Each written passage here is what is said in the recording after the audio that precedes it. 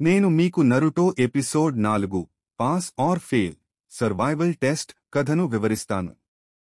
Academy నుండి కొత్తగా graduate అయిన విద్యార్థులు, వారిలో అల్లరి చిల్లర నరుటో, తెలివైన సాసుకే మరియు వారిద్దరి మధ్య నలిగిపోయే సాకురా ఉన్న టీం 7 వారి జోనిన్ సెన్సేయిలను కలవడానికి వెళ్లారు. టీం 7 యొక్క సెన్సేయి చాలా శక్తివంతుడు మరియు కొంత అజాగ్రత్తగా కనిపించే కకాషి హటాకే. కకాషి వాళ్లకు తుది పరీక్ష గురించి చెప్పాడు. అదే ఒక సర్వైవల్ టెస్ట్. అతను తన బెల్ట్కు 2 చిన్న గంటలను తగిలించుకుని, మధ్యాహ్నంలోపు మీ లక్ష్యం నా నుండి ఈ గంటలను లాక్కోవడమే. ఈ గంటలను ఎవరు సాధిస్తే వాళ్లే నా శిష్యులుగా ఎంపికవుతారు. మిగిలిన ఒక్కరు అకాడమీకి వెనక్కి పంపబడతారు అన్నాడు. పరిస్థితి ఎంత కష్టమైందో వాళ్లకు అర్థమైంది. ఇది ముగ్గురిలో ఒకరు ఖచ్చితంగా ఫెయిల్ అయ్యే పరీక్ష. అందుకే కకాషి, మీరు నన్ను చంపే ఉద్దేశంతో దాడి చేయండి, లేకపోతే మీరు గెలవలేరు అని హెచ్చరించాడు.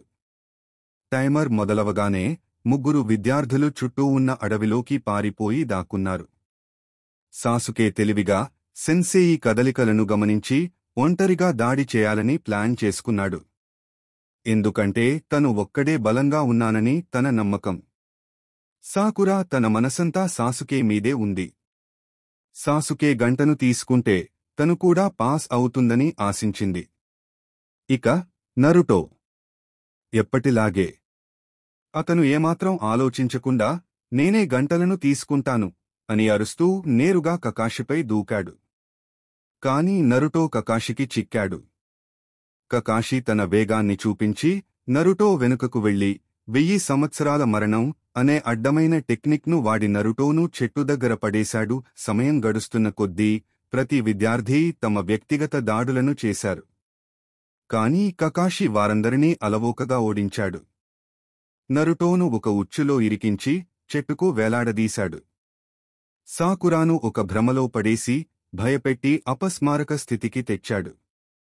చివరికి తెలివైన సాసుకే కూడా కకాషి వేగానికి, శక్తికి తట్టుకోలేకపోయాడు. కకాషి ఈ పరీక్షలో వాళ్ల వ్యక్తిగత శక్తిని కాదు, వారిలో ఉన్న ఐకమత్యాన్ని పరీక్షించాడు. గంటలు అందని దూరంలో ఉండగా వారికి ఒక విషయం స్పష్టమైంది: సెన్సేయిని ఒంటరిగా ఎదుర్కోవడం అసాధ్యం. టీం 7 నిజమైన టీంగా మారుతుందా లేదా అనేది ఇంకా తేలలేదు.